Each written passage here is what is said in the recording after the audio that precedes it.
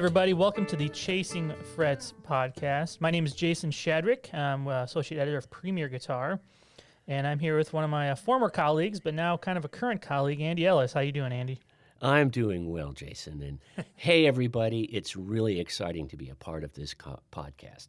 Yeah, so since this is the first one, Andy and I want to kind of give a bit of a backstory about what you can expect and what was kind of the genesis of us doing this. And many times, as Andy and I were working at Premier Guitar together, we'd have these kind of tangents online, or whether we'd be chatting back and forth or video calling or whatever about various guitar topics as we're working through a lesson or working on a feature or whatever. And it just kind of dawned on me like, wow, what if we could invite a guest in and we can kind of turn this into a short form, a couple times a week podcast. And when I kind of threw that idea to Andy, his eyes kind of like lit up. He's like, yeah, that sounds like a lot of fun.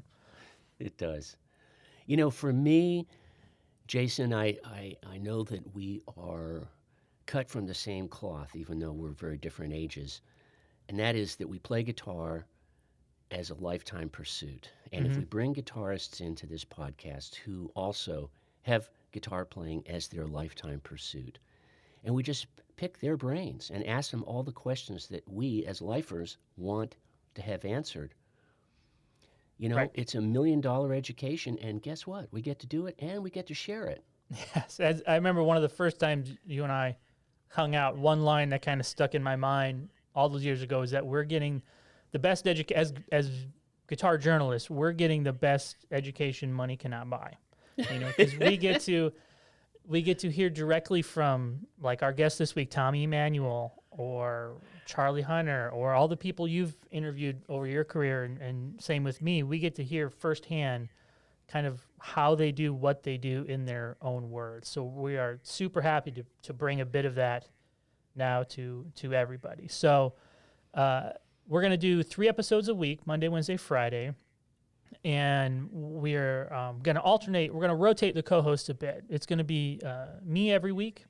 And then some weeks it's going to be Andy and myself. And other opposite weeks, we're going to have one of our good buddies, Joe Gore, hop in and offer his always unique perspective on everything.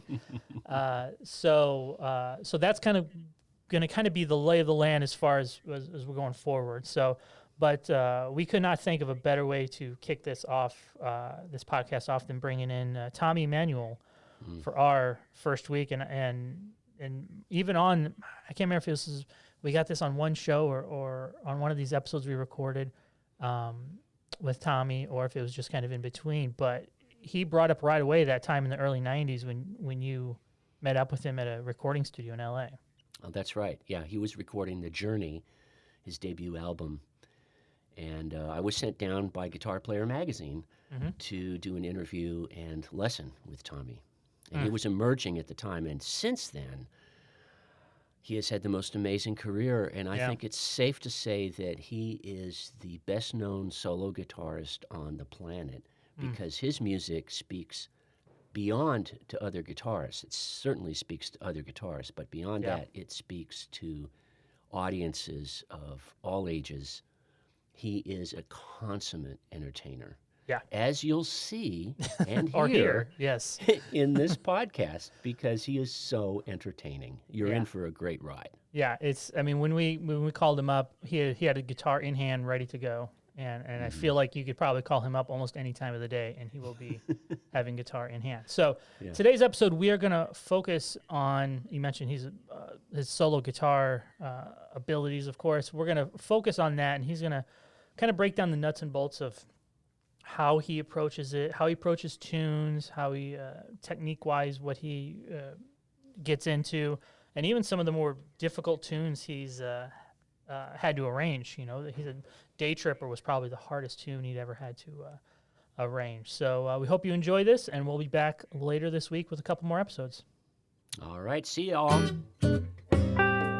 And our special guest on this first episode is somebody I'm sure you all are familiar with. Is Tommy Emmanuel, all the way from, now you're on the West Coast, huh? I always think of you based in Nashville. Well, yeah, I moved I've been in Nashville, and last year I became a U.S. citizen. And so I'm one of the fortunates who have dual citizenships. I'm an Aussie and I'm an American as well, and very proud, very humbled, and because this country, has nurtured me in every way that I could think, right back to my childhood when I fell in love with Jimmy Rogers and Hank Williams and Jim Reeves and Chet Atkins and Merle Travis and every other artist. And then along came Merle Haggard and Buck Owens and people like that. And that, I owned a Pontiac. I played a Fender. I was already an American. I was in love with American culture, and really in those days when I was a kid, anything that was made in America was the best there was, probably with the exception of Mercedes-Benz or something like that. But that's how, and every John Wayne movie filled my soul. So, I'm still an Aussie, but I'm also there's a big gratitude and love for America deep in my heart, deep in the heart of Texas, in fact. So the first episode, so we talked a little bit about some topics we're going to cover this week, and we're gonna have you here on for the first 3 episodes. And the first topic we wanted to talk about is kind of your approach to solo guitar, and when growing up, was there a point in your kind of playing life where you decided that you were going to make solo guitar performance more of a priority?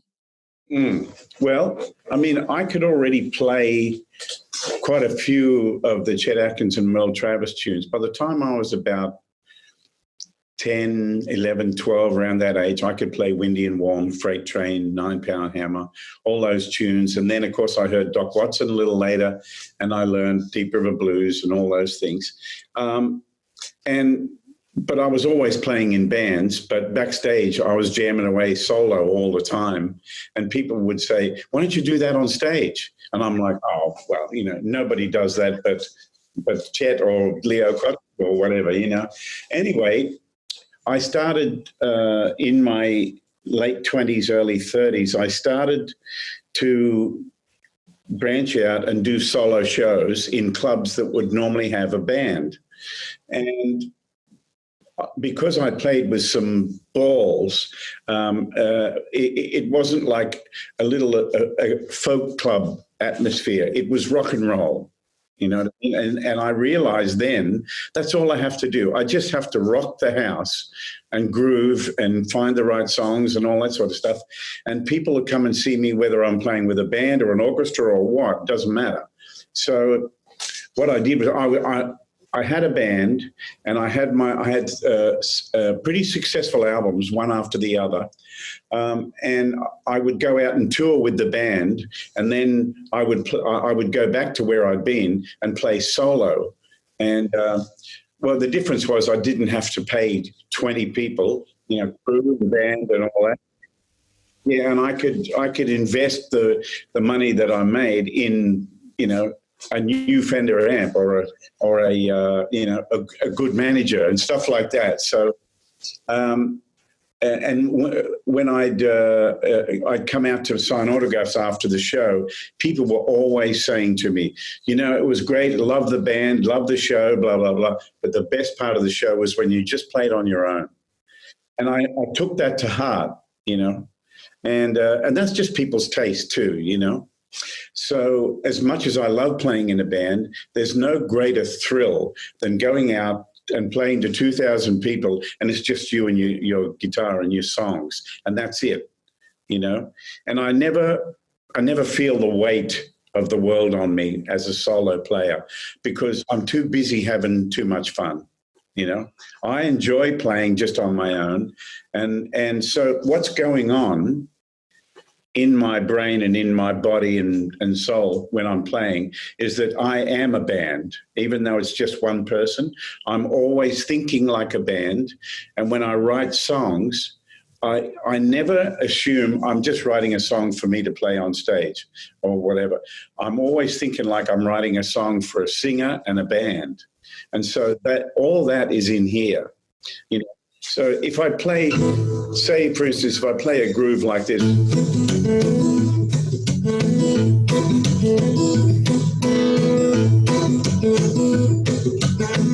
so you got the drummer and the bass player, right? And then you've got all the other little bubbly bits,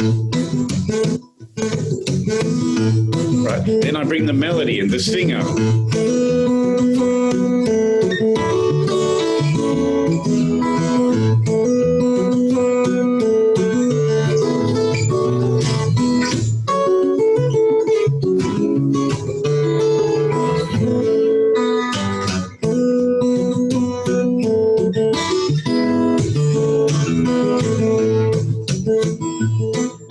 So you can hear that nothing's missing.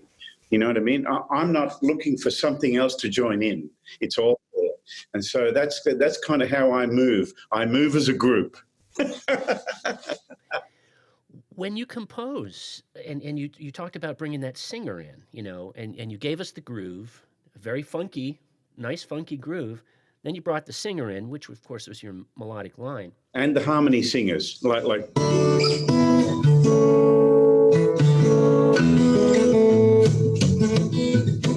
right? Do you, when you're composing, do you start with the melody or do you start with the groove, or does it all sort of come together organically? I usually start, thanks for asking, Andy. I usually start with the melody and the groove around it, you know. This song that I was just playing is a tribute to Chet Atkins. It's called The Man with the Green Thumb. Now, when I wrote this song, which was about, 2001 or 2, something like that. So I was listening intently to a lot of James Taylor in those days. And when I used to sit and go,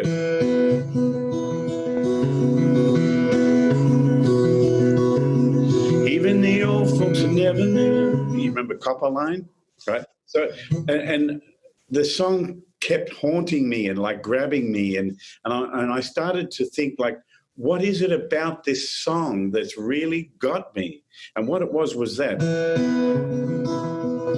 constant movement, D to B minor, D to B minor, right? And so I put it here. Then I took the capo off and I put it there. And then I went boom chick. And so that original,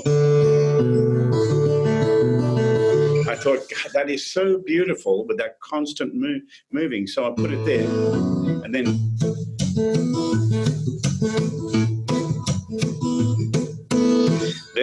and I had this that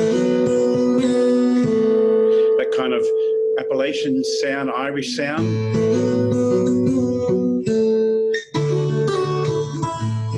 It's telling the story.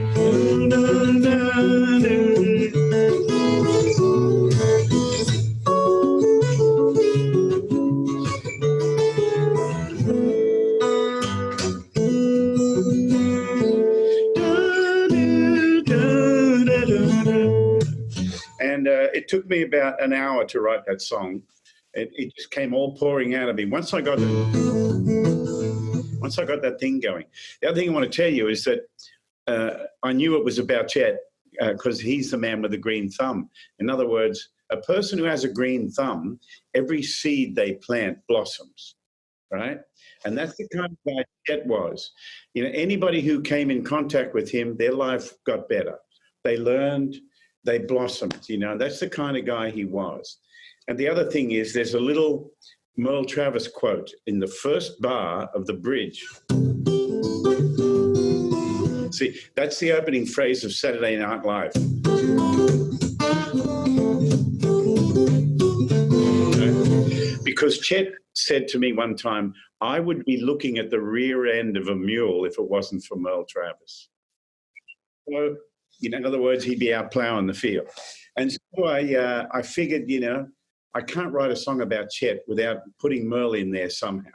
And it's so interesting when you talked about the process behind that song, because it basically sounds like the phrasing of the melody is very James Taylor-ish. Now you mention it, but it's like Chet's backing him up. Exactly right.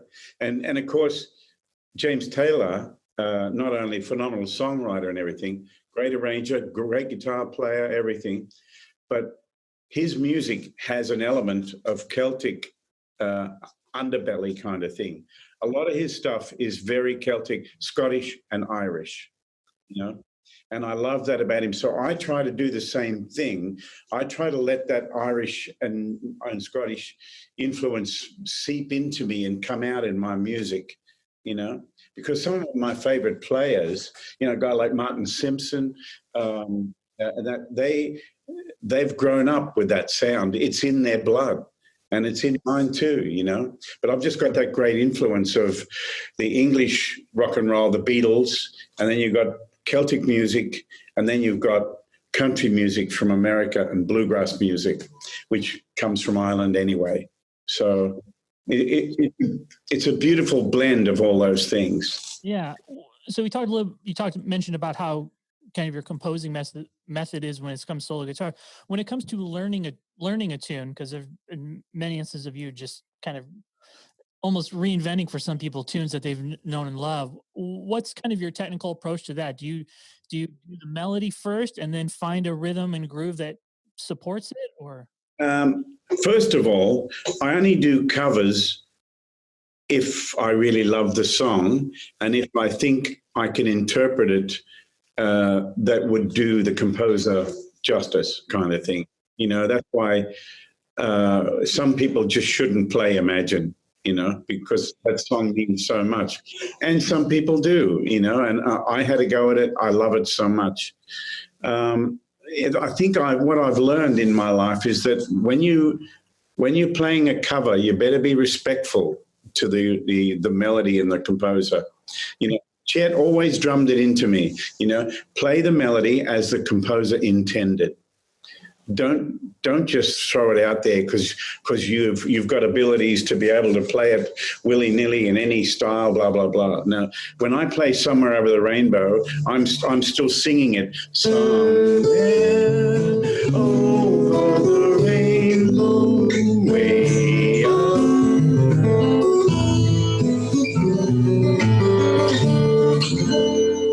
land that I heard of once in a lullaby.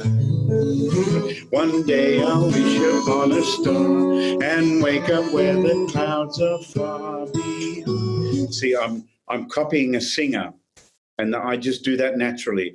I've never, you know, sat down and said, right, I've got to play like a singer. I've just evolved that way as a player.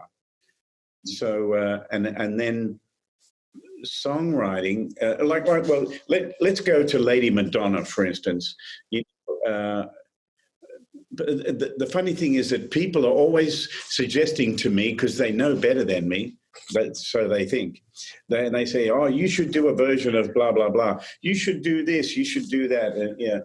And I'm like, do you have any idea how that song won't work as an instrumental? But I'm not going to tell you that. You know what I mean? People are always wanting, come on, man, play Freebird. Well, fuck that. You know, I'm not doing that. I'm playing music that I think the melody has to really stand up to me, you know. And so when I came to working out Lady Madonna, which is a killer melody, you know, it's got everything. So I wanted to play the piano part. Right? And then I wanted to play the singing part.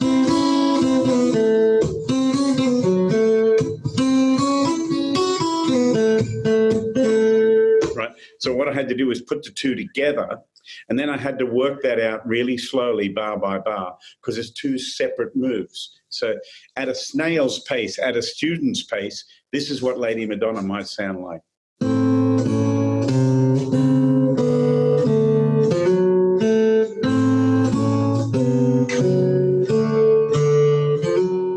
If you play that in tempo.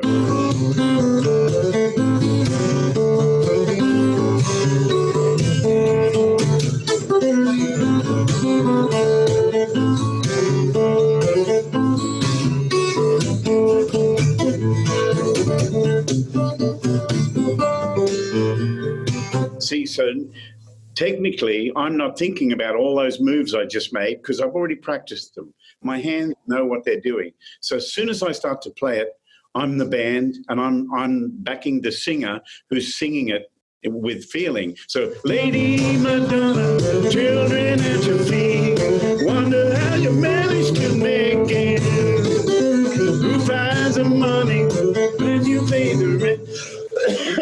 Now that's not easy to do, but there's a lot of work goes into getting it to that point.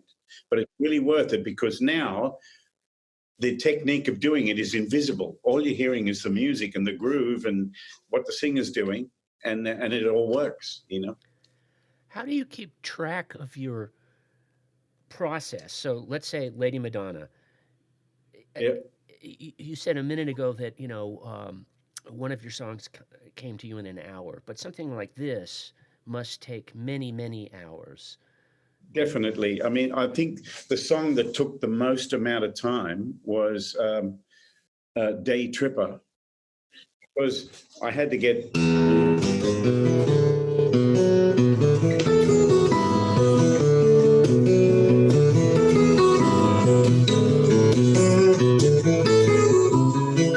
Right? You know what you want to do. I know I want to play both parts at the same time. And so this is something that my hands and my brain have never done. So I'm going to have to go with baby steps, you know?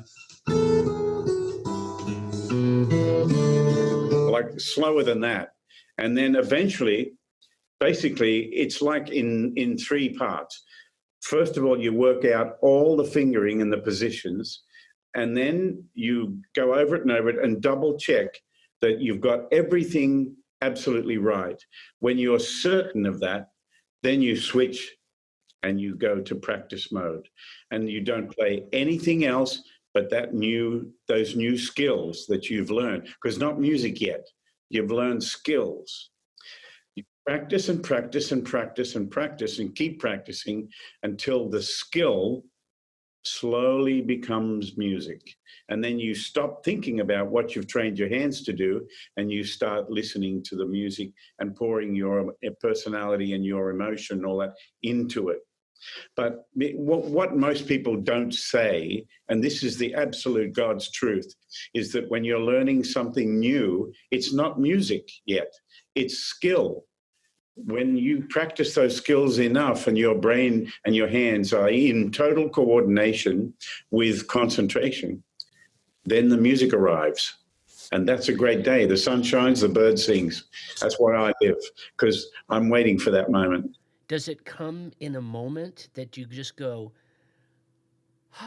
Day Tripper? Or do you tape yourself? Do you listen back and you find, this is beginning to sound like music? I listen 1,000 times, believe me. I am a tough critic on myself, but that's important. When I've got a new arrangement, I'll record it and listen back. Record it and listen back. Take a break, do a show, whatever, get up the next morning, and before breakfast, I'll play it again. And I'd have to be absolutely sure that something that's difficult to play and has taken a lot of practice is that it's all working, and that musically it's all good, So at what point does it go from there to I'm ready to put it in the set list? Oh, it depends.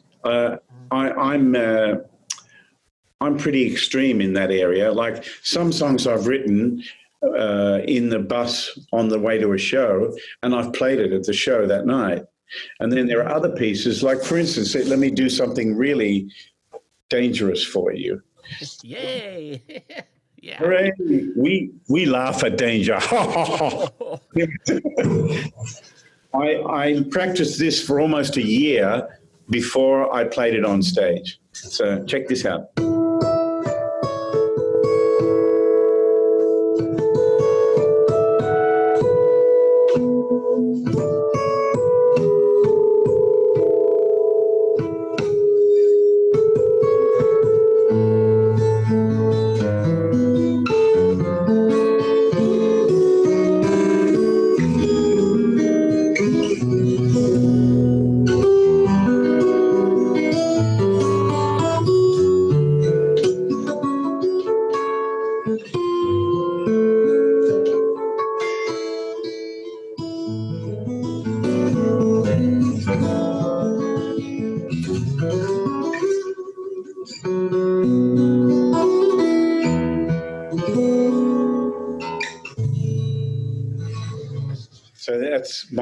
my little arrangement of Secret Love.